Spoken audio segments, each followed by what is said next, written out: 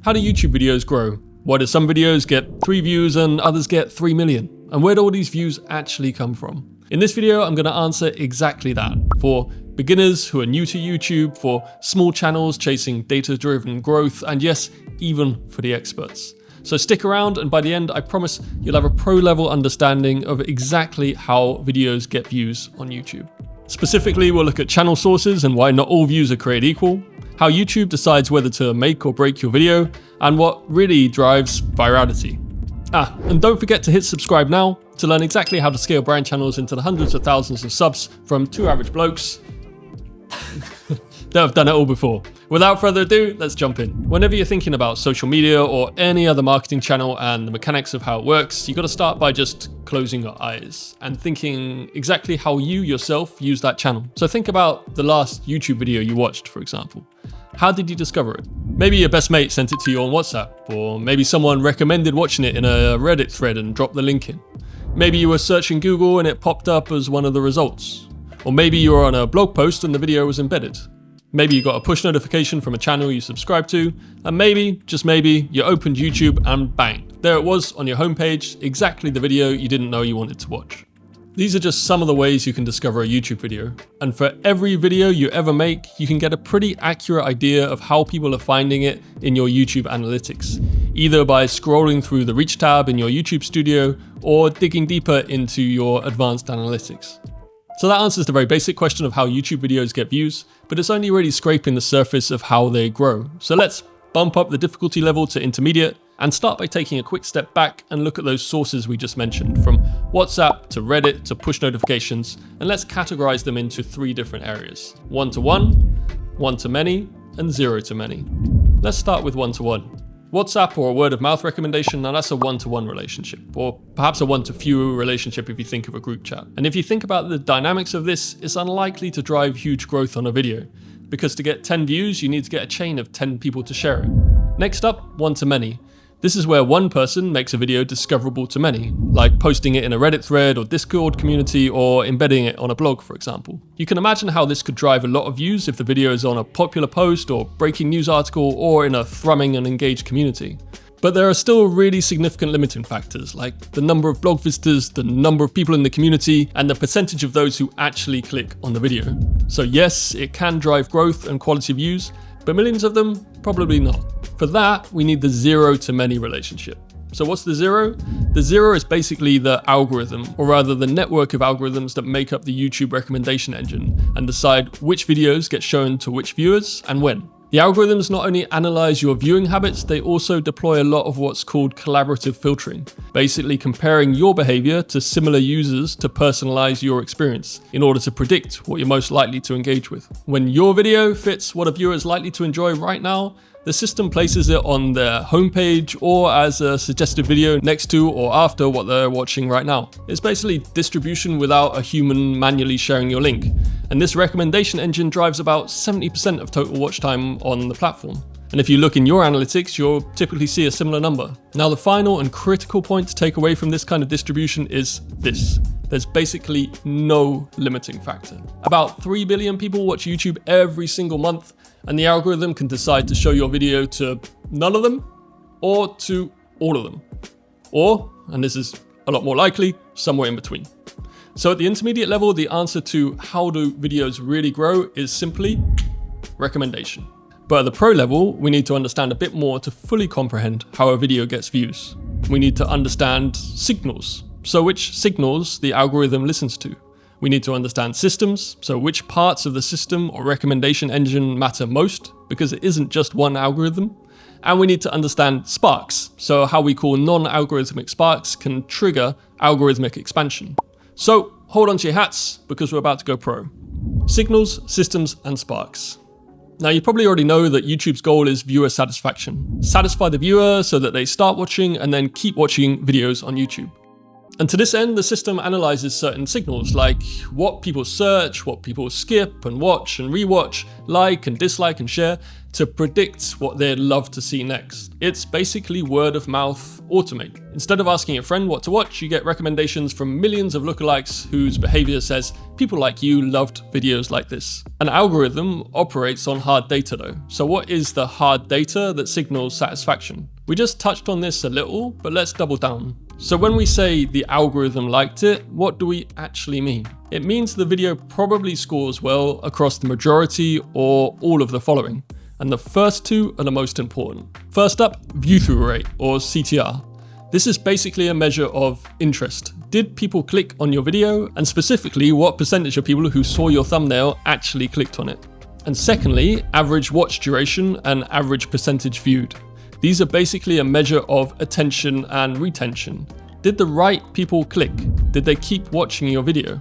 Or did they stop watching because it failed to match or surpass their expectations for some reason? Now, as I mentioned, these are touted as the most important metrics, but they're not the only ones.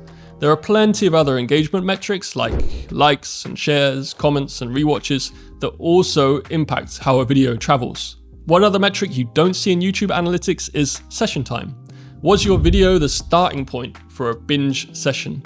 Did you send the viewer down a rabbit hole where they watched hours of your content or other channels' content? This would also be a very positive signal. Now, it's because of the importance of the view-through rate and the watch duration that the top creators obsess over two things. Firstly, the impression, which is basically the packaging, as they often call it, which includes the title and the thumbnail.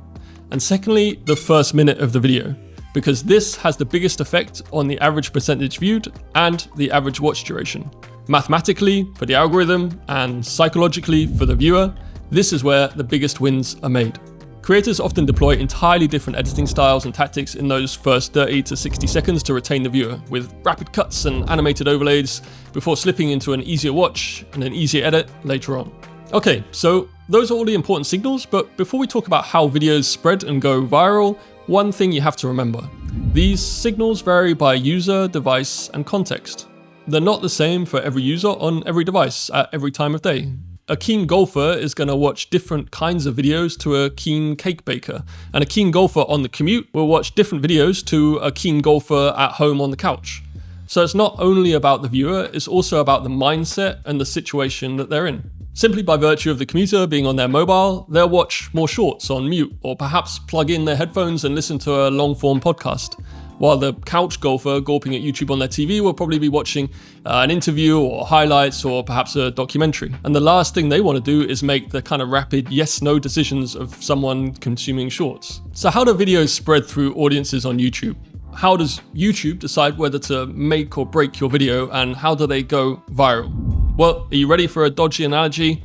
Publishing a video is a lot like dropping pebbles into a calm pond. You start with small ripples, your core audience, and if they watch and engage, those ripples reach your casual audience. If they respond, the video expands to new viewers and into adjacent niches.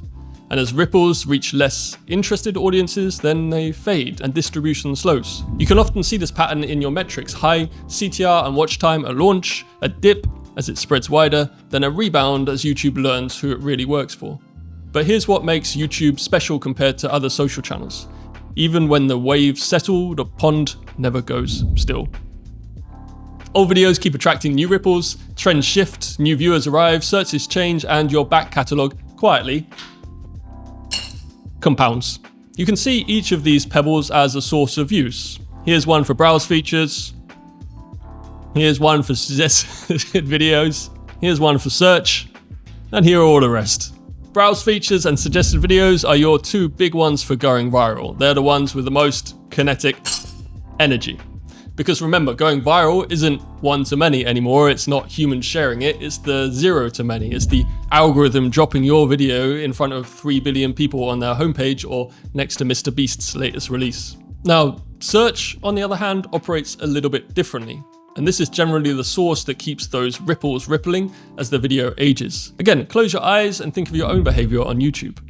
You open the homepage and get pulled in by a video. But actually, you don't want to get distracted right now, because You've just started building a treehouse for your kids and have realized you have no idea what you're doing. So you search, oh my God, how do I build a treehouse now? And click on the first result. In this instance, you have way more intent. You're not looking to be entertained, you're looking to be educated. So you're in a different frame of mind. You're being active and intentional, you have a purpose. If the search algorithm is doing its job, it's matching your intent, not creating or satisfying a whim, like those recommendation engines of browse features and suggested videos. You want to be educated first, entertained second, not the other way around. Because of this difference in mindset, you'll often see the highest watch times from search in your YouTube analytics. And another thing you'll see, and I'm sorry if I'm stretching your attention span to its limits here, but this is the expert level, you'll often see videos packaged in quite a different way for search versus browse. Winning browse titles are more kind of hyperbolic and attention grabbing and curiosity inducing, while search titles are more descriptive and to the point. So browse would be learn this iconic intro in 10 minutes versus search would be how to play Wonderwall, beginner tutorial, left and right hand. So let's recap before we talk about those sparks. YouTube videos grow primarily through zero to many algorithmic distribution, through recommendations on the homepage, and through suggested videos. This algorithm selects and promotes videos which have strong relative CTR and watch time, as these are indicators of interest and attention, and both signal and predict that viewers will stay on the platform. The recommendation engine then tests and distributes the video among progressively more differentiated audiences. First your core audience, then your casual audience, and then your new audiences, and over time, you might pick up a long tail of views through search and other sources. Okay, so that's the golden path, but unfortunately, YouTube, like life, isn't that simple. All these sources, all these metrics, all your content, it all plays off each other. It's a perfect mess. Imagine this, you're a small channel. You post your video, it gets a few views, but never breaks out of your core audience. Then, one of your core audience posts your video in a subreddit, all about how to build the best treehouse in the world. Treehouse building Reddit, gremlins all over the world watch and rewatch your videos, skyrocketing the watch time, the likes, the shares, and suddenly, YouTube's algorithms have all the data they need and snap into gear and start peddling your video to 3 billion people that didn't know they even wanted to build the best treehouse in the world. But now they do. And now, all because of your video, we've left the concrete jungle behind and we're a global society of Ewok tree... I can't say it, damn it.